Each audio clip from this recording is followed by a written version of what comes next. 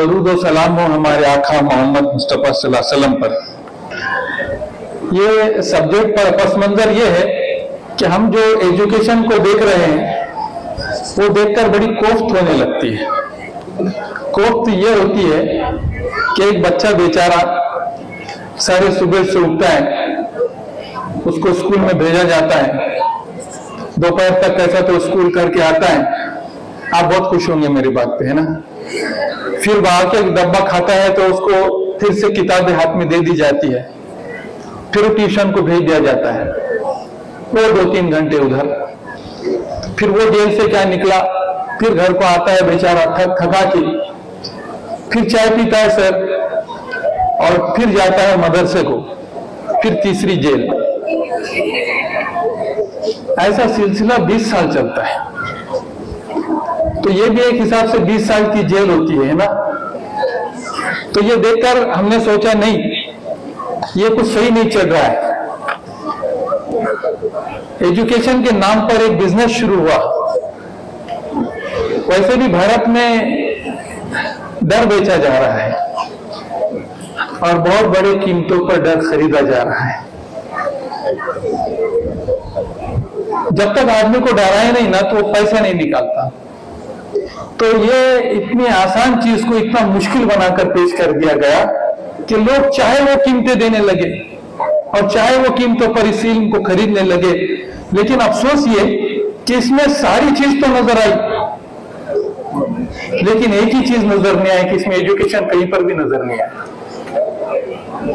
आप कहेंगे क्या बात कर ली, इतने दूर से आए आप, इतने हम क्या कर रहे इतने साल से। तो मैं आपको बताऊं क्या कर रहे हैं। मैंने आपके सामने जो आयत तिलावत की उसका मतलब है इकरा बिस्मि रब्बिकल लज़ी खलक़, कि अल्लाह ताला ने इंसानियत को जो मार्गदर्शन भेजा, जो हिदायत भेजी, जो रहनुमाई भेजी, ऐसी क्या वजह है कि जिसकी पहली आयत पढ़ अपने रब के नाम से। और ताज्जुब की बात यह है कि उस नबी पर ये आयतें भेजी गई जो खुद पढ़े लिखे नहीं थे, और उनसे कहा जा रहा है कि पढ़ इक़रा रब्बिकल लज़ी खलक़। क्या वजह है? मुफस्सिरीन लिखते हैं कि ये इस्लाम की प्रायोरिटी है। जो 6500 आयतों में सबसे पहली आयत जो नुज़ूल हुई, इसका मतलब प्रायोरिटी पे सबसे टॉप की चीज ये है कि नॉलेज, इसलिए कि नॉलेज इज अ पावर। और फिर अल्लाह के रसूल ने क्या किया, उस वक्त अरब में बहुत चंद लोग पढ़े लिखे थे, उंगलियों पे गिने इतने, लेकिन ये तालीमी इंकलाब था, ये नॉलेज का इंकलाब था, जिसने 23 साल में पूरे अरब को बदल कर रख दिया। और पूरा अरब सिर्फ लिटरेट ही नहीं हुआ बल्कि वेल कल्चर्ड हुआ, और उसने आने वाले 1000 साल तक दुनिया का इमामत की। मैं किससे कहानियों में भरोसा नहीं रखता। मैं जो बात कर रहा हूं एकदम लॉजिकल बात कर रहा हूं। साइंस हो, टेक्नोलॉजी हो, एस्ट्रोनॉमी हो, सारी चीजें, अलजेब्रा हो, इसकी वजह क्या थी पता है? अल्लाह के रसूल सल्लल्लाहु अलैहि वसल्लम की एक हदीस, जिसमें अल्लाह के रसूल सल्लल्लाहु अलैहि वसल्लम ने फरमाया कि इज्तिहाद करो। और उसका एग्जैक्ट मीनिंग तो नहीं, लेकिन उसका मीनिंग ये होता है कि रिसर्च करो। और सुनो क्या कहा, अगर इज्तिहाद गलत हो जाए तो एक नेकी, क्या रिसर्च गलत हो जाए तो एक नेकी, और रिसर्च सही हो जाए तो 2 नेकी। फिर क्या कहा, मुसलमानों ने ऐसे रिसर्च किए कि सारी दुनिया को बदल कर रखे पूरे 1000 साल तक। किसी और भी मैं पूरा लेक्चर उसी पर दूंगा कि contributions of Muslim for the world. Doctor Baba Saheb Ambedkar ने कहा कि इन शेरनी का दूध है, जो उसे पिया वो गुनाह बगैर नहीं रह सकता। क्या बड़ी बात कही। सारे दुनिया के इतिहास में आपको सिर्फ एक चीज कॉमन मिलेगी, सारे दुनिया के इतिहास में। हुकूमत तो सिर्फ इल्म वालों ने की, है ना। आपने बड़े बड़े हफ्शी देखे होंगे, बड़े बड़े निग्रो देखेंगे, बहुत ताकतवर होते हैं, लेकिन नहीं, हुकूमत तो सिर्फ इल्म वालों ने की, अकल ने की, और अकल को धार लगाने वाली चीज इल्म है, और जिसके बारे में हम यहाँ पर बात कर रहे हैं कि नॉलेज इज द पावर। इस्लाम में हर मर्द और औरत को इल्म फर्ज कर दिया गया, कंपल्सरी, मैंडेटरी। 1843 में कभी फातिमा शेख की बरसी मनाई गई। 1843 में 1843 में भारत में पहली लेडीज स्कूल खुली, है ना, मतलब अब से कुछ साल पहले, 150 साल पहले। लेकिन इस्लाम ने जो औरतों को स्कूलिंग का हुक्म दिया, बल्कि मैंडेटरी किया, फर्ज किया, वो तो आज से 1500 साल पहले की बात है। तो मर्द और औरत दोनों पर इल्म का हुसूल फर्ज करार दिया गया। ये कंपल्सरी और मैंडेटरी है इसलिए कि इस्लाम इल्म का नाम है, बस। तो मैं अपने मुद्दे पर आता हूं। मेरा मुद्दा यह है कि मैं कहने जा रहा हूं कि सीक्रेट ऑफ क्वालिटी एजुकेशन। मुझे बहुत माफ करते चले कि अगर मैं कुछ बात आपकी दिल आजारी हुई तो मुझे माफ करते चले। मैं पहले ही डिस्क्लेमर दे देता हूं, तो इसलिए दे रहा हूं कि मैं जो कुछ कहने जा रहा हूं शायद आपने कभी सुना होगा। सबसे पहली बात मैं ये कहना चाह रहा हूं कि education process is very simple, very easy. जो इसको मुश्किल बना के रखा ना आपके सामने, इतने परेशान है हाल है सब, बच्चों से ज्यादा तो माँ बाप ही परेशान है। बस मैं ये कह रहा हूं कि एजुकेशन इज वेरी इजी। अब मैं इसको साबित करूंगा, मैं ऐसा साबित करूंगा कि देखिए जो सिलेबस बनता है, अब चूंकि मैं एकेडमिक काउंसिल में रहा और अल्लाह के करम से मुझे घटना समिति में भी, यानी यूनिवर्सिटी की कॉन्स्टिट्यूशन कमेटी में भी मुझे रहने का मौका मिला और कॉन्स्टिट्यूशन लिखने का मौका मिला। तो मैं आपको पहली बात ये बता रहा हूं कि एजुकेशन पूरा सिलेबस इस लिहाज से डिजाइन होता है कि एक एवरेज बच्चे के हिसाब से, एक एवरेज बच्चा जिसको कहते हैं 40%, जिसका IQ जैसा समझते हैं 40%, उसके लिहाज से यह सिलेबस तरतीब होता है, मुनज़्ज़म बनता है। अब आपके पासिंग मार्क कितने? 40। मतलब ये कि एवरेज में से एवरेज। दूसरी चीज, जो टेक्स्ट बुक होते हैं ना, आपके पास 5 या 6 सब्जेक्ट होंगे, वो टेक्स्ट बुक का हाल ये है कि उसके पीछे का लॉजिक ये है कि एक एवरेज बच्चा, एक एवरेज स्टूडेंट वो किताब पढ़ के समझ ले, उसको कहते हैं टेक्स्ट बुक। अभी तो होशियार बच्चों की बात ही नहीं हो रही है, हम सब एवरेज, कॉमन, ऑर्डिनरी बच्चों की बात कर रहे हैं। अब आप मेरे इस बात को प्रैक्टिकल करना है तो घर पे जाइए, कोई भी किताब उठाइए और कोई भी चैप्टर पढ़ लीजिए। आपको समझ में नहीं आया तो बोलिए मुझे। लेकिन हमको ये बताया नहीं गया किसी ने कि ये इतना भी आसान काम है कि जो बगैर टीचर के हेल्प के ये पढ़ सकते हैं। अब एजुकेशन सिस्टम में स्पून फीडिंग नहीं रही, टीचर पढ़ाएंगे, सब पूरा डिटेल समझाएंगे, नहीं। टीचर हमारे फैसिलिटेटर्स है, टीचर हमारे मोटिवेटर है, टीचर हमारे गाइड है। ठीक, मैंने दो बहुत अहम चीजें कही कि ये पूरा का पूरा सिस्टम ये एवरेज IQ के हिसाब से बनाया गया। कितना आसान चीज है, अगर एवरेज है तो सबको पाना आसान है, उसको समझना भी आसान है, पढ़ना भी आसान है, और पास होना तो बहुत ज्यादा आसान है।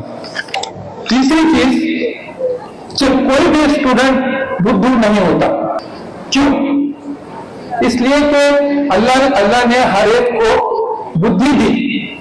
बुद्धि का मतलब है इंटेलिजेंस दिया। ये जो ब्रेन है ना, ये ब्रेन दुनिया का सबसे सुपर कंप्यूटर है। इसके जैसा कोई कंप्यूटर साइंस बना ही नहीं सकी। बुद्धि हर इंसान को दी हुई बुद्धि, तुमको हमको यहां पर बैठा हुआ हर आदमी, हर जात का, हर लेवल का आदमी वो बुद्धिमान है।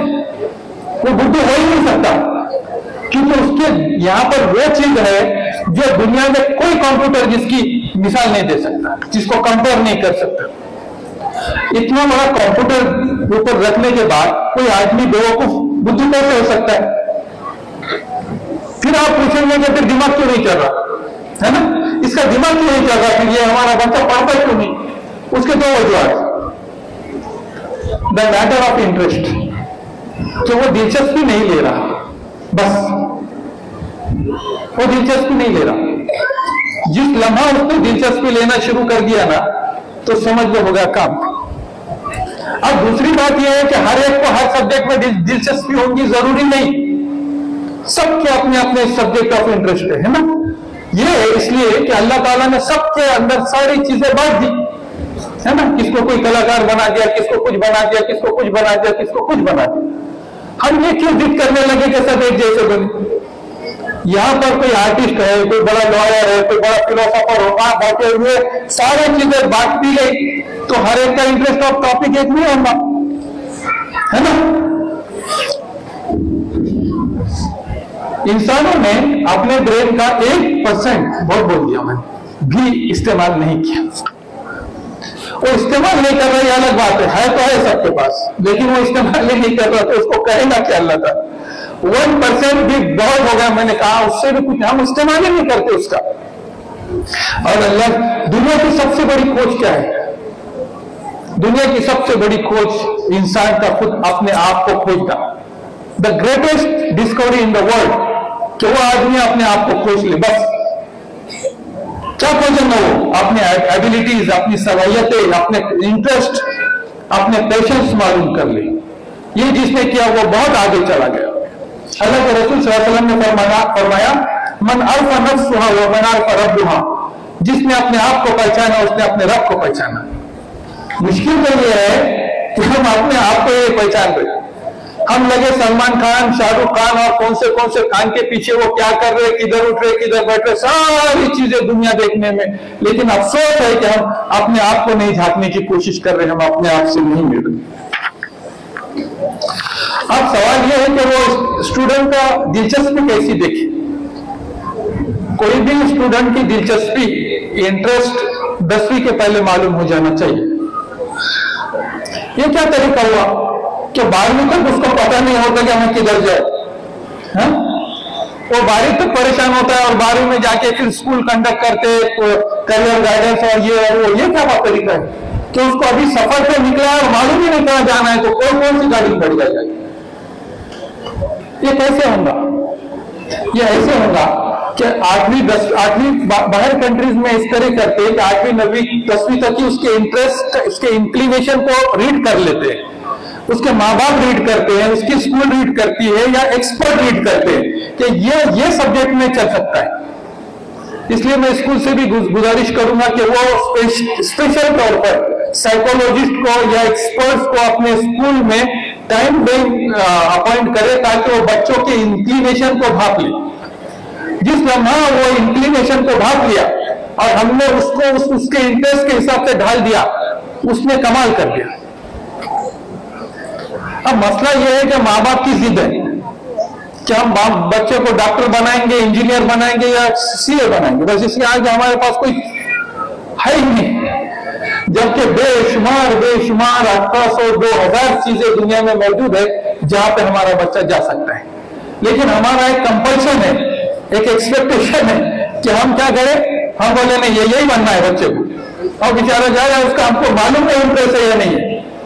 दूसरी चीज हमारी बहुत मुश्किल ये है कि हम ये देखते हैं कि किस चीज का डिमांड है।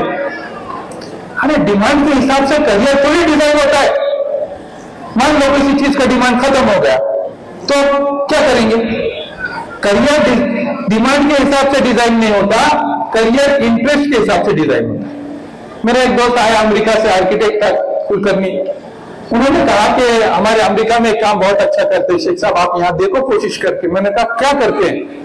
तो उन्होंने कहा स्कूल वाले ये करते हैं कि वो 9वीं 10वीं में जब स्टूडेंट होता है तो उसके सामने सारे कैरेक्टर ला दिए जाते हैं।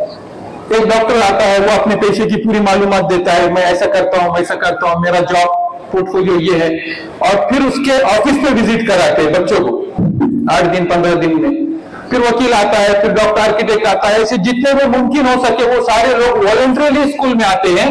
वो अपने जॉब का पोर्टफोलियो बोलते हैं, अपने ऑफिस को ले जाते हैं, विजिट कराते हैं, तो बच्चे को समझ में आता है कि मुझे किधर जाना है, कि मुझे ये बनना है।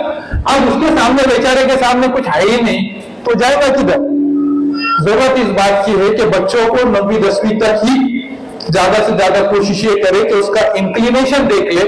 जिस वक्त उसका इंक्लिनेशन देखा जाएगा ना, वो बहुत आगे जाएगा, जबरदस्ती नहीं करेगा। और जिस दिन आदमी अपने पैशन को, अपने इंटरेस्ट को अपना जॉब बना देगा ना, तो उसको एक भी दिन काम करने की जरूरत नहीं पड़ेगी। मैं 35 साल से काम कर रहा हूं, लेकिन मैं आपको एक सीक्रेट बताता हूं, मैंने एक भी दिन काम नहीं किया। इवन मैं संडे के दिन भी ऑफिस जाता हूं, इसलिए कि ये मेरा इंटरेस्ट है, मैं अपनी हॉबी परस्यू कर रहा हूं। लोग समझते हैं कि मैं काम कर रहा हूं। दूसरी चीज ये है कि बच्चों को बेसिक्स क्लियर नहीं होते, और बहुत तवज्जो इस बात पे देनी होती है कि उसका सबसे इंपॉर्टेंट चीज है प्राइमरी एजुकेशन, और हम उसको बहुत लाइट लेते हैं। जो बेसिक फाउंडेशन है एजुकेशन का, वो प्राइमरी एजुकेशन। देखिए, एजुकेशन में ये जो पहली से लेकर 10वीं है, इसमें कहीं पर भी कोई रखना आ गया, गैप आ गया, तो बच्चे को आगे का कुछ समझ में नहीं आता। इसलिए बहुत बारीकी से उसके वो बेसिक्स को चेक करना होता है। फिनलैंड ये बहुत अच्छा एग्जांपल है प्राइमरी एजुकेशन का, जिन्होंने बहुत आगे जाकर प्राइमरी एजुकेशन में काम किया। ये हमारे एजुकेशन में क्या है, हम एक रेक्टिफिकेशन करते हैं, एक अलग ही पद्धति शुरू हो गई। याद कर रहा ना, वो पोएम याद कर रहा, फला याद कर रहा है, और उसको कुछ समझ में नहीं आ रहा वो याद क्या कर रहा है। हमारे भारत में यस पप्पा, नो पप्पा, जॉनी जॉनी करते होते, मैंने जर्मनी में देखा, वहां यस पप्पा नो पप्पा नहीं कहते। 7 इयर्स तक वो बिहेवियर साइंस सिखाते हैं, चाहे बच्चा उठेगा कैसा, बैठेगा कैसा, साफ सुथराई कैसी होंगी, उसके सोशल चीजें कैसी होंगी, सब पूरी चीजें डिटेल समझाते हैं। वो एक खाली कंप्यूटर को भर देते हैं। फिर क्या होता है? फिर ये होता है कि आपको किसी रास्ते पे कोई कचरा नजर नहीं आएगा। फिर ये होगा कि कहीं कोई थूकेगा नहीं। फिर ये आएगा कि आपको ट्रैफिक के रूल्स फॉलो होते हुए दिखेंगे। हर चीज आपको बहुत परफेक्ट इसलिए नजर आएंगी कि उसके गुट्टी में डाल दिए कि ये नहीं करना है तो नहीं करना है। मैं रास्ते से चल रहा था, दूर दूर तक गाड़ी नहीं आ रही थी, हम सिग्नल के पास खड़े थे। मैंने दोस्त से कहा, वो गाड़ी तो आ गई, चल रहा क्यों रुका है? उसने कहा, नहीं ऐसा नहीं होता, यहाँ सिग्नल का मतलब सिग्नल होता है, चाहे गाड़ी आओ क्या मत आओ। ये उनके दिमाग में बच्चों के फीड कर दिया गया, सिग्नल मीन्स स्टॉप, बस रुक जाना है। हमारे जैसे में सिग्नल लगे भी तो जा रहे। ये इसलिए हो रहा है कि प्राइमरी एजुकेशन में ये चीज इंटरकेट नहीं हो पा रही, और हम दूसरे काम पे लगे। तो जब बेसिक्स क्लियर नहीं होंगे ना, तो बच्चे का पढ़ाई में ध्यान नहीं लगेगा। जरूरत इस बात की है कि उसके बेसिक्स को चेक किया जाए। मैं जब प्रिंसिपल था तो मैं क्या करता था, मैं सारे स्टूडेंट्स को इंडिविजुअली बुलाता था, उससे पूछता था क्या सब्जेक्ट में प्रॉब्लम है। उसके टीचर्स को बुलाता था कि इसका ये सब्जेक्ट में प्रॉब्लम है और इसको हमको ध्यान देना पड़ेगा, इसको अभी क्लियर करना पड़ेगा, क्योंकि ये अभी क्लियर नहीं होंगे तो फिर कभी क्लियर नहीं होंगे। हम इंडिविजुअल बच्चे का, हर बच्चे का इंटरव्यू लेकर उसके मार्क्स, उसके सारी चीजें देखते थे, और उसके टीचर्स भी उस पर तवज्जो देते थे। एक और खास चीज के इम्पॉसिबल नाम का कोई लफ्ज नहीं होता। आप अगर इम्पॉसिबल को देखे ना, ठीक से देखे, तो उसमें ये लिखा है कि आई एम पॉसिबल। क्या लिखा है देखो ना पढ़ के आप। और फेलियर नाम की भी कोई चीज नहीं होती, फेलियर नाम की भी कोई चीज नहीं होती। फेलियर नाम की चीज इसलिए नहीं होती कि फेलियर ये एक पड़ाव है, ये एक स्टेशन है कामयाबी के रास्ते में। बस वो ये कह रहा है कि ये ऑप्शन ठीक नहीं, दूसरा ट्राई कर लो, जरा दूसरे रास्ते से निकल जाओ, इससे अलावा और कुछ नहीं। आदमी हारता ही नहीं, या तो वो जीतता है या सीखता है, तीसरा कोई ऑप्शन ही नहीं होता है ना। कुरान ने बहुत बेहतरीन कहा, कुरान ने कहा फइन्ना मअल उसरि युसरा इन्ना मअल उसरि युसरा, कि बेशक हर मुश्किल के साथ आसानी है, यानी हर मुश्किल के साथ, हर प्रॉब्लम के साथ सॉल्यूशन है। और आगे तकरार के साथ अल्लाह ताला फरमा रहे हैं फइन्ना मअल उसरि युसरा, यकीनन हर मुश्किल के साथ एक आसानी। तो बताए इम्पॉसिबल लफ्ज किधर है।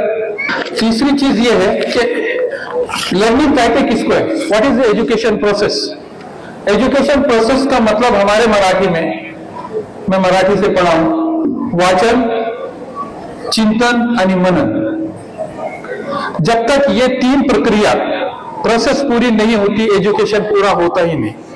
वाचन का मतलब है पढ़ना, चिंतन का मतलब है उस पर सोचना, और मनन का मतलब है उसको याद रखना। हमारे पास क्या हो रहा है, सुबह से शाम तक उसको सिर्फ भड़मार करते जा रहे हैं, उसके ऊपर बम्बार्डिंग हो रही है। टीचर पढ़ा रहे हैं, उधर ट्यूशन में पढ़ा रहे हैं, उसको जाके मदरसे में पढ़ा रहे हैं, उसके पास कोई वक्त नहीं बचा कि उसने जो एजुकेशन लिया उसके ऊपर थिंकिंग करे, कोई थॉट प्रोसेस करे, उसको एनालाइज करे। और जब तक ये प्रोसेस नहीं होंगी, एजुकेशन होना ही नहीं। हम एजुकेशन कर ही नहीं रहे, क्योंकि एजुकेशन उस वक्त होगा जब बच्चा, वो जब उसको खाली औकात होंगे, तो खाली औकात नहीं होते, वो अपना सारी चीजें जो पढ़ाई हुई उसको सोचता है।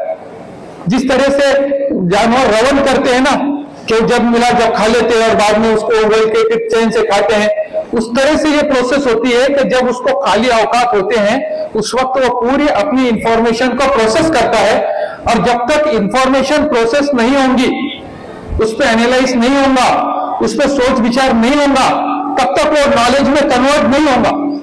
वो महज इंफॉर्मेशन बन के रह जाएंगी, जो आज दिख रही है कि इनके पास सिर्फ इंफॉर्मेशन है, नॉलेज नाम की कोई चीज नहीं बची। मैं मेरी बेटी को पूछा, और हम तो ट्यूशन नहीं लगाते, मेरे बेटे को भी ट्यूशन नहीं लगाया, बेटी को भी नहीं लगाया। अब तो छोटी बेटी है तो उसको कहां पर ट्यूशन लगाएंगे घर में। तो हम बोले ठीक है चलो भेज देते हैं। 15 दिन हो गए तो मैंने मेरी बेटी से पूछा, बेटा तुम जो बैठते हो क्लास में तो वो सब तुम्हारे क्लास के बच्चे होते? तो उसने कहा नहीं, बहुत सारे क्लास के होते अब्बा। तो मैंने कहा फिर कैसे पढ़ाते हैं तुमको, जब अलग अलग क्लास के बच्चे में कैसे पढ़ाते हैं? उसने कहा कि अब्बा वो मुझे 10-15 मिनट तो पढ़ा देते हैं ना, टीचर अलग अलग से पढ़ाते हैं। मैंने सोचा 3 घंटे डालकर 15 मिनट पढ़ाने के लिए मैं अपने बच्चे को भेजूंगा। मैंने कहा दूसरे दिन से आप ट्यूशन नहीं जाएंगे। 15 मिनट तो मैं ही पढ़ा सकता हूँ ना, है? उसके 3 घंटे में क्यों खराब कर रहा हूं? मैंने जब से 15 मिनट 15-20 मिनट आधा घंटा मैं अपना पढ़ा लेता हूँ। यहाँ तो सारे खवातीन पढ़े लिखे ग्रेजुएट तो तकरीबन सभी होंगे, फिर ट्यूशन की क्या जरूरत है? ऐसा कौन सा बहुत बड़ा सिलेबस है उसको पढ़ाने के लिए टीचर्स की जरूरत है? तो हम अपने घर में भी पढ़ा सकते हैं। हम क्यों कर क्या रहे 3-3 घंटे, कितना थका रहे। और एक बात याद रखिए, थके हुए जहन में कोई पढ़ाई नहीं हो सकती। पढ़ने की एक शर्त है कि दिमाग बहुत फ्रेश हो, अदरवाइज सारे दरवाजे बंद है, कितने भी खटखटाते रहो कुछ नहीं होगा। नॉलेज आने के सिम्टम्स क्या है? What is the symptoms? जब नॉलेज आएगा तो सबसे पहले आपकी बुद्धि काम करेंगी और सवाल पैदा होंगे। अगर सवाल नहीं पैदा हो रहे हैं तो चेक कर लीजिए कि आप एजुकेशन कर रहे हैं या नहीं कर रहे हैं। वाई, क्यों? और दूसरा सवाल वाई नॉट, क्यों नहीं, ऐसा क्यों और ऐसा क्यों नहीं? फिर वो सवाल पूछूंगा। स्कूल में सर को बार बार टोकेंगा, सर नहीं समझ में आ रहा है, बताओ। हम हमारे स्कूल में टीचर को कम कर देते थे, 1 सेकंड भी नहीं रुकते थे। वो नहीं समझ में आया तो कि सर वो नहीं समझ में आया। सारे बच्चे ऐसे होते थे, मराठी स्कूल थी हमारी, सब रोक देते थे, सर भी बहुत अच्छे से लेते थे। फिर हमारे पास होता यह था कि हर क्लास के बाद 5-10 मिनट हमारे टीचर्स पूछते थे कोई डाउट है क्या। उनको मालूम है बहुत ये पितर बच्चे है सर, वो पूछते थे कोई डाउट है क्या। और जब तक डाउट का क्लियरेंस नहीं होता था हम तो नहीं छोड़ते। पता नहीं क्यों आजकल के बच्चे सवाल नहीं पूछते। सवाल नहीं पूछने में शर्म की क्या बात है? हम स्कूल में सारी दुनिया जानती है कि हम स्कूल में इसलिए गए हैं कि हमें मालूम नहीं है ना? हम अज्ञानी हैं, हम नहीं जानते इसलिए पढ़ने आए भाई। अगर हम जानते तो हम टीचर बन के पढ़ाने आते ना। तो शर्म की क्या बात है कि मैं कोई सवाल पूछ लूं? शर्म की बात तो यह है कि मैं सवाल ना पूछूं, मुझे नहीं मालूम और मैं सवाल ना पूछूं। यह तो शर्म की बात हो सकती है।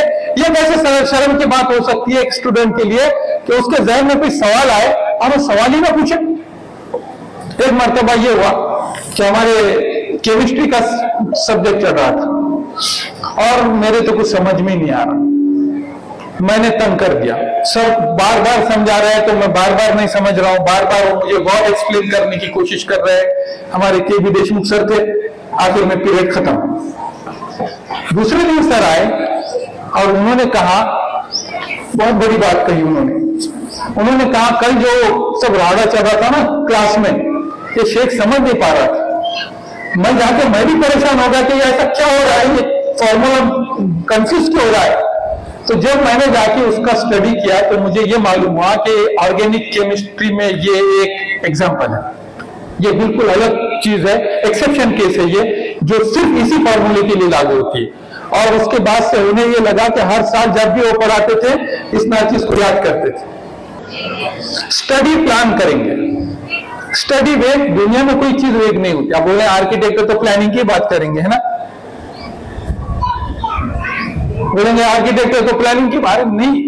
अंग्रेजी की एक बहुत अच्छी कहावत है, याद रखना, failing to plan is planning to fail. मतलब जो प्लान नहीं करता, जो मंसूबा नहीं बनाता, इसका मतलब है कि वो अपने नाकामी का मंसूबा बना रहा होता है।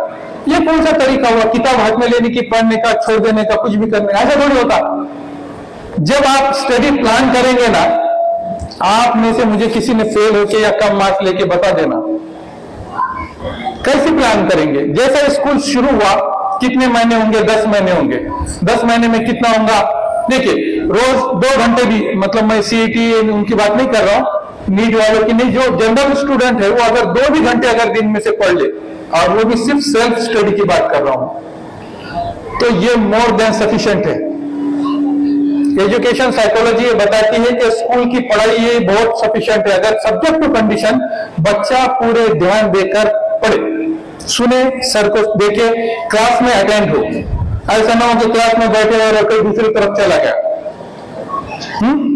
तो जब अगर वो क्लास में पढ़े और 2 घंटे सेल्फ स्टडी की तरफ गए, तो आप देखेंगे कि 1 घंटे में कितने पेजेस पढ़े जाते हैं मालूम? 12। 2 घंटे में 24। आपकी किताब मुश्किल से 150 पेज की भी नहीं है, और मुश्किल से 4-5 दिन में चाट देंगे आप। 1 महीने में पूरा सिलेबस, 1 रिवीजन होंगी। चलो छोड़ो, 1 महीना नहीं, आप 2 महीने ले लो पहली बार। साल भर में तो आप 5 या 6 रिवीजन कर देंगे, और 6 रिवीजन के बाद आप किधर चले जाएंगे? सब्जेक्ट टू कंडीशन पहले दिन से ही हमारा प्लान है। या आज अभी आप समझ में आया तो आज प्लान कर लीजिए कि आप मुझे रेलवे इंतजार तक कैसा करना है, मेरे ये सब्जेक्ट होंगे, मैं इतना इतना पढ़ूंगी। समझ लो एक सब्जेक्ट आज बायोलॉजी है, वो मिस होगा तो नहीं पढ़ो। एक इतवार का दिन स्पेयर रखो जिसमें वो सारे बोले दूसरे के पूरे करने, कोई प्रॉब्लम की बात नहीं। 5-6 एक किताब अगर आज अगर ले ले और आपने सोचे कि मैं ये किताब कितने देर में पूरी होती देखेंगे, तो 6 घंटे में आपका एक किताब सरल तरीके से पूरी हो गई। और एक किताब आप साल भर पढ़ते और उसमें भी मार्क्स की मारा। दूसरी चीज, पढ़ने का तरीका ये है, क्या पढ़ेंगे, बहुत बार पढ़ेंगे, लेकिन जब आप लिखने बैठेंगे तो कुछ नहीं आएगा, नहीं आता, कितने भी बार पढ़ लो। उसका एक बहुत आसान तरीका यह है कि जब आप पढ़ोगे ना, तो 1-2 बार रिवीजन हो गई, तो तीसरे बार आप जो पढ़े तो उसको लिखने की कोशिश करो। पहली बार में आप 25% रिप्रोड्यूस करेंगे, 25%, फिर लिखने की कोशिश करो जो पढ़ा था वो, फिर आप 50% करेंगे, और 3rd टाइम में आपको याद हो जाएंगे। वो क्यों याद होगा? इसलिए कि लिखने का एक उसूल ये है कि जब आप लिखते हैं ना, तो साइकोलॉजिस्ट ये कहते हैं कि आप पेज पे नहीं लिख रहे हैं, आप ब्रेन पे स्क्रैच कर रहे हो, ब्रेन पे स्क्रैच हो रहा है। तो जितने ज्यादा लिखने की कोशिश करोगे उतना क्या होगा, वो ब्रेन पे छपता चला जाएगा, प्रिंट होगा, और वो भूला नहीं जाएगा। समझने की कोशिश करो, जो समझा हुआ होता है ना वो भूला नहीं जाता। जब आप समझोगे कि मैं क्या पढ़ रहा हूं, क्यों पढ़ रहा हूं, किस लिए पढ़ रहा हूं, तो वो आपको ऑटोमेटिकली आपका हिस्सा बनते चले जाएगा। उसके वास्ते बहुत दिमाग पे ज्यादा जोर देने की जरूरत नहीं पड़ेगी। लेकिन आज हमारे सामने एक मसला है, हमारे सामने ये आ गया, ये दुनिया की सबसे बड़ी आफत है, हाँ, और ये सबसे बड़ा डिस्ट्रैक्शन है, ये चैन से बैठने ही नहीं देता। मसला ये है कि बुद्धि के द्वार उस वक्त तो खुलते हैं जब बाकी के सारे द्वार बंद हो जाते हैं। आप एक साथ दो चीजें बुद्धि में नहीं डाल सकते। अगर आपके हाथ में मोबाइल है और आप पढ़ रहे हैं तो आप नहीं पढ़ रहे, नहीं पढ़ रहे। आप कैसे पढ़ रहे हैं? आप बुद्धि तो सिर्फ शिर्क पसंद नहीं करती, बुद्धि भी वो सिर्फ एक चीज एट अ टाइम एक ही करना जानती है और अच्छे से करना जानती है। आप अगर मोबाइल लोगे कोई पढ़ाई नहीं होगी। एक दिन में तो या 3 घंटे, तो महीने में कितने घंटे हुए? कितने हुए? 3, 30, 90, 100 घंटे। और साल में कितने हुए? 1000-1200 घंटे। और 5 साल में कितने हुए? 5000 घंटे। इतने सारे लोग यहाँ बैठे हैं, मुझे कोई एक खड़े होकर बताए कि उसने 5000 घंटे डाल के कोई एक तो काम की चीज है, उसकी जिंदगी में थोड़ा तो बदलाव आया होगा। अगर उसके जिंदगी में कोई तब्दीली नहीं आ रही, कोई चेंज नहीं आ रहा, वो उसके डेवलपमेंट के लिए कोई फायदे का नहीं है, तो फिर क्या हुआ? बेकार है। हम दूसरों को क्या देखते हैं? मुझे किसी ने कहा मोबाइल छुड़ाने का अच्छे से तरीका बताए एक प्रोग्राम में। मैंने बहुत सिंपल जवाब दिया, मैं खुद हीरो बन जाओ ना, लोग तुमको देखेंगे। तुम कहां देख रहे हो लोगों को, नौटंकी वाले लोगों को, और खुश हो रहे, नाच रहे, गा रहे, मजे कर रहे हो, और तुम उनका टीआरपी बढ़ा रहे। हाँ, अब तुम खुद हीरो बन जाओ ना, फिर तुमको किसी को देखने की जरूरत नहीं रहेगी। मोबाइल खोल खोल के लोग तुमको देखेंगे, तो तुम खुद हीरो क्यों नहीं बन जाते? सिंपल काम है ना।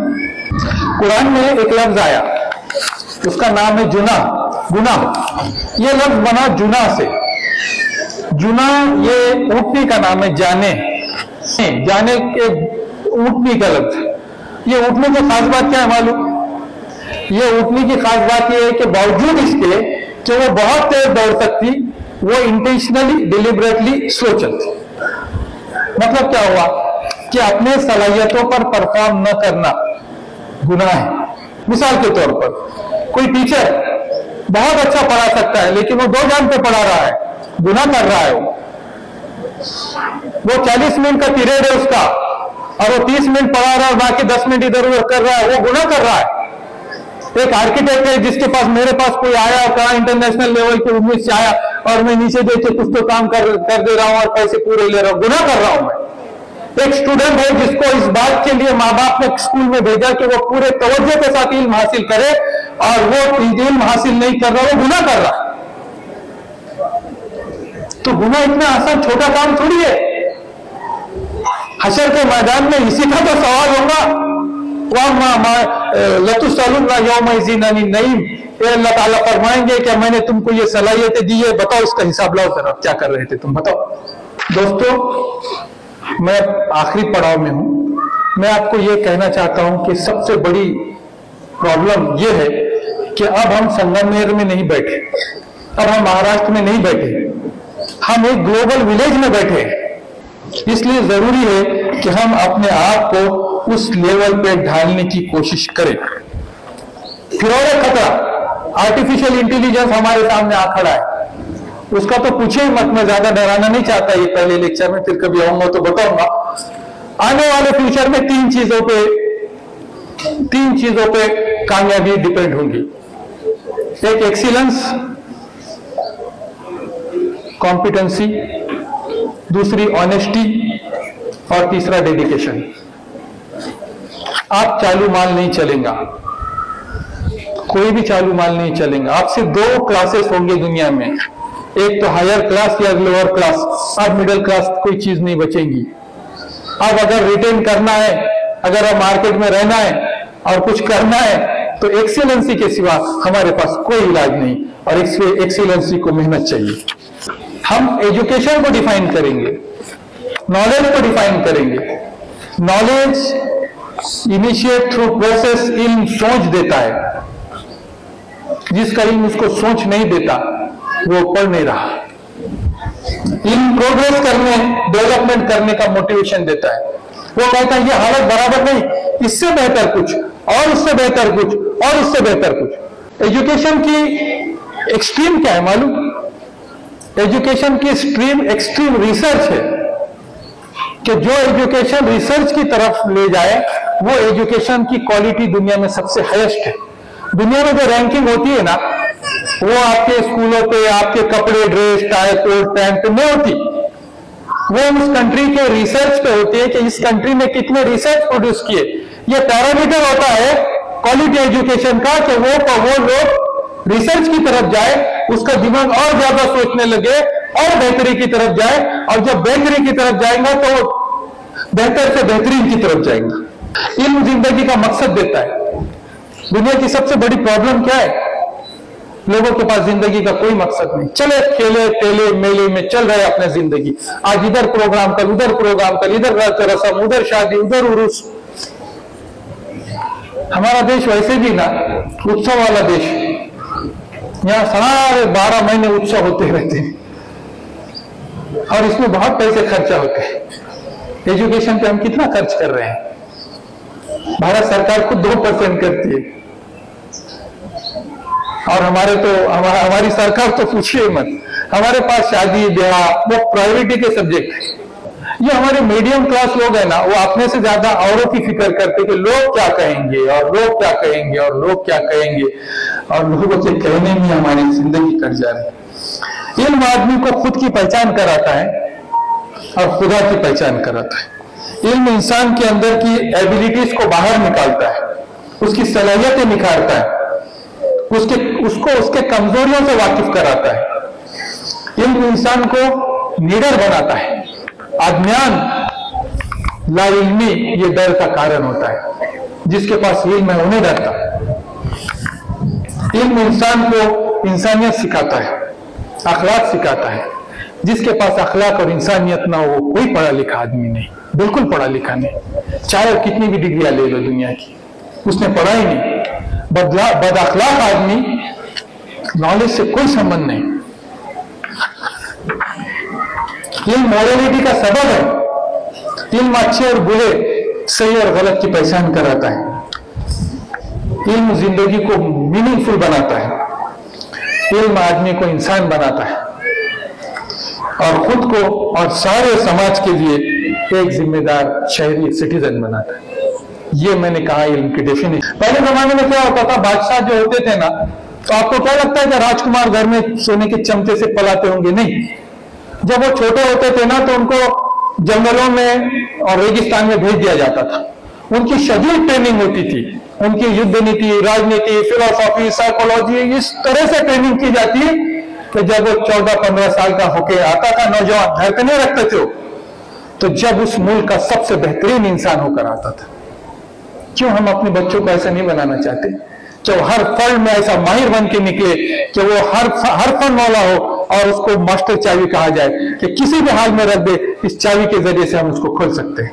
और सबसे बड़ी चीज जो हम मिस कर रहे हैं वो है खेल के मैदान।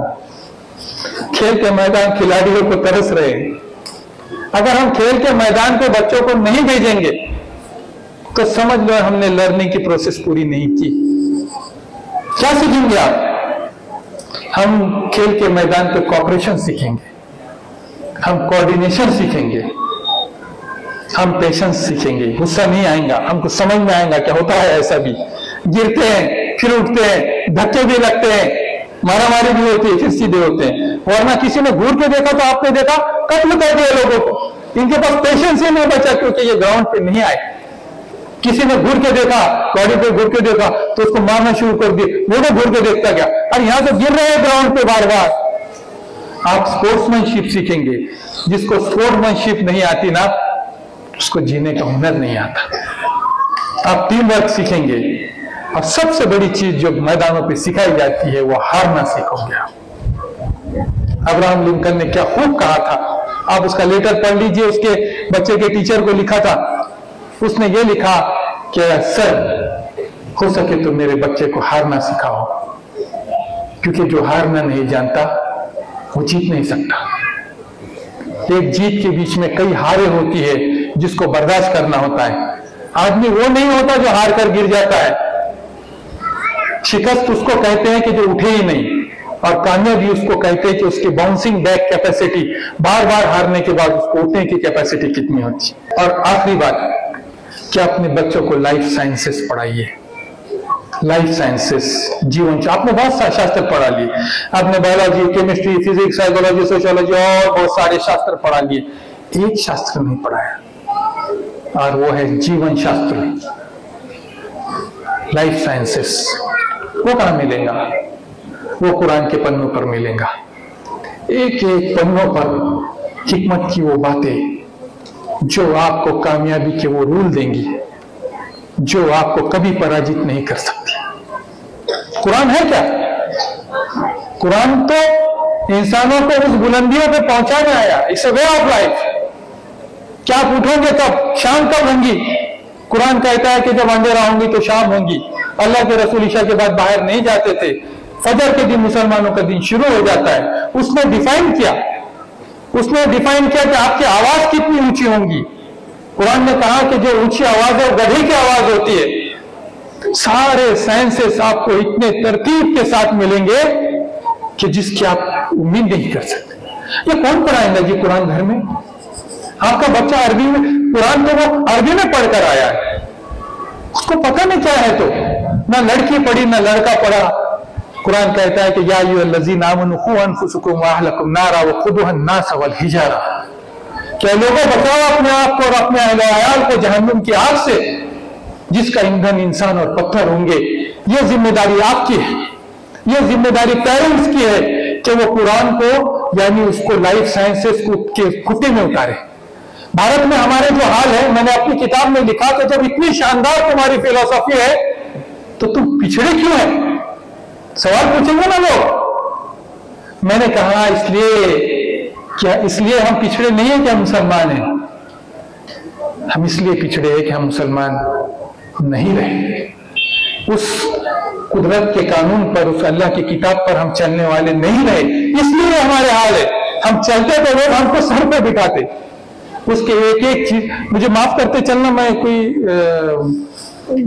मजहब के मामले पे नहीं बोलता ज्यादा। कैसे करेंगे आप? रोज शाम में घर में एक फैमिली इज्तिमा होगा, संस्कार बच्चों को हम डालेंगे।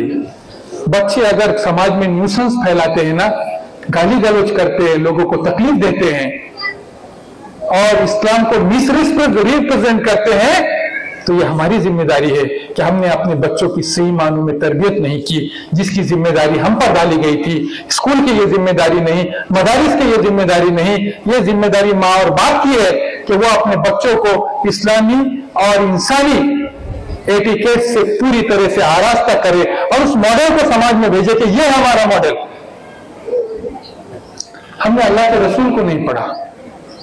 दुनिया के सारे फिलोसोफर्स इस बात पर मुत्तफिक है कि दुनिया के सबसे कामयाब इंसान, चाहे किसी मजहब का हो, अल्लाह के रसूल थे। George Bernard Shaw, Edward Gibson, Napoleon Bonaparte, sir William Muir, Gibbon, Mahatma Gandhi, Swami Vivekananda, Mahatma Jyotiba, सारे लोगों ने कहा, हमारे पास उनकी सीरत मौजूद होने के बावजूद अफसोस कि हम कामयाब के वो शहंशाह को न पढ़ पाए। अभी हमने क्या पढ़ा? हमने अपने बच्चों के वास्ते प्लॉट तो खरीदे होंगे, घर भी बनाए होंगे, लेकिन जब तक हम अपने बच्चों को संस्कार न देना तो हमारा जो पेरेंटल है ना, वो फेल है।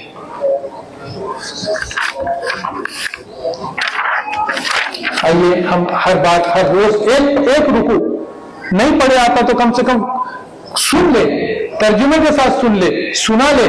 घर में 1.5-1.25 साल में कुरान इंशाल्लाह खत्म हो जाएगा। हमारी एक बड़ी जिम्मेदारी हम पूरी कर लेंगे। आखिर में ये एजुकेशन की ऑब्जेक्ट क्या है भला? ये सारी इतनी हम बातें कर दी, इतनी बहुत सारी बातें मैंने भी इतनी दूर से आके करा, बनाते बनाते मुझे 3 हफ्ते लग गए। आखिर ये एजुकेशन ऑब्जेक्ट क्या है? हर एक को पूछेंगे तो वो कहेगा मैं डॉक्टर बनना, इंजीनियर बनना, ये वो बनना। बन के क्या करेंगे भाई? बन के हम बंगला लेंगे, गाड़ी लेंगे, बैंक बैलेंस होगा, अच्छा सब अच्छा होगा, बस इतना। इतनी छोटी बात, फिर इतनी छोटी बात को 20 साल क्यों लग गए? इतनी बात, एक गाड़ी, एक बंगला, 2-3 प्लॉट, एक आध वर्ष है, बाहर फॉरेन टूर, बस इतना ही है। अब हमारे पास सब है तो क्या हमारे लाइफ का मतलब खत्म हो गया? ये बहुत छोटी बात है कि हम इतना लो एम से काम करें। और अंग्रेजी में कहावत है, लो एम इज अ क्राइम, छोटे से एम ये गुनाह है। तो फिर क्या होना चाहिए? अल्लाह ताला, एक शायर ने कहा, क्या दर्द दिल के लिए पैदा किया इंसान को, वरना इताअत के लिए कम न थे करबोगियां। हम एक बहुत बड़े मकसद के लिए दुनिया में भेजे गए हैं, और वो है सारे इंसानियत के लिए खिदमत। मैं डॉक्टर बनूंगा, मैं हजारों में लाखों पेशेंट के दर्द दूर करूंगा। मैं ये करूंगा तो सारे इंसानियत की इतनी बड़ी खिदमत करूंगा। मैं ये करूंगा तो उससे मैं पाव करूंगा। मैं जितना ज्यादा करूंगा उतना ज्यादा सवाब अल्लाह के पास लेकर जाऊंगा। पैसे तो बोनस है, वो तो मिल ही जाते हैं। मस्जिद के इमाम पैसे के लिए नमाज नहीं पढ़ाते, मंदिर के पुजारी पैसे के लिए पूजा नहीं करते, वो तो उनकी इबादत करते हैं। पैसा तो बोनस है। जिस दिन आप एक्सीलेंस परफॉर्म करेंगे, लोग आपके घरों में पैसे लाके देंगे। आप पैसे की चिंता मत करना, आप सिर्फ एक्सीलेंस पैदा करना, अपनी नियत को इस लेवल पे ले जाना कि मैं इंसानी खिदमत के लिए पैदा हुआ। सारे इंसान, मुसलमानों के लिए नहीं, सारे इंसानों के लिए मैं पैदा हुआ। मैं जिस फील्ड में जाऊंगा ना, उस फील्ड में मैं अपनी इंतहा कर दूंगा। बस मैं आर्किटेक्ट बना, मैंने कहा नहीं, मैं एक सब्जेक्ट पे रिसर्च करूंगा। ये पोल्यूशन से लोग, लाखों लोग मर रहे हैं, ये इंफ्रास्ट्रक्चर के प्रॉब्लम आगे चल के बहुत ज्यादा भारत को मुश्किल करेंगी। मैंने इस सब्जेक्ट में पीएचडी किया। इंशाल्लाह इस साल मेरी ये किताब आएंगी जो इंशाल्लाह लाखों करोड़ों लोगों की जिंदगियों को आसान कर देंगी। मैंने अपने इल्म का इस तरह से हासिल किया, आप सब भी अपने इसका इंशाल्लाह कर सकते हैं। हमारा काम ये है कि हम तो अब ये सब कोशिशों की बात हो गई, लेकिन नतीजा किसके हाथ में? अल्लाह के हाथ में है ना। तो अल्लाह से मिलने का कौन सा वक्त होता है? क्या करेंगे हम? नमाज पढ़ें, है ना। बोलने की जरूरत नहीं ना। तो ये सारी चीजें उस वक्त तक पूरी नहीं होंगी जब तक वो नहीं चाहेगा, है। तो उसके वास्ते उसको क्या करना पड़ेगा? दुआ करना पड़ेगी, अल्लाह से मांगना पड़ेगा। तो बस इन्हीं कोशिशों के साथ पीस फाउंडेशन एक बेहतरीन समाज के निर्माण में, जहां पर सारे लोग हम बहुत ही शांतिपूर्ण रहे, भाईचारा रहे, मोहब्बतों का पैगाम, जिंदगियां आसान करने के लिए और लोगों को कामयाब करने के लिए हम इंशाल्लाह कोशिश कर रहे हैं। अल्लाह से दुआ है कि अल्लाह ताला हमारी कोशिशों को और इस मुल्क को एक बहुत बेहतरीन मुल्क अल्लाह हमारे जरिए से बनाए, एक बेहतरीन समाज का निर्माण करे, जहां हम सब मिलके इस मुल्क को एक जन्नत की तरह बहुत ही खुशगवार इंशाल्लाह बनाने की कोशिश करें। मैं इस शेर के साथ अपनी बात खत्म करता हूं कि जिंदगी की असल उड़ान बाकी है, जिंदगी की असल उड़ान बाकी है, जिंदगी के कई इम्तिहान अभी बाकी है। अभी तो नापी है मुट्ठी भर मिट्टी मैंने, अभी तो नापी है मुट्ठी भर जमीन मैंने, अभी तो सारा आसमान बाकी है।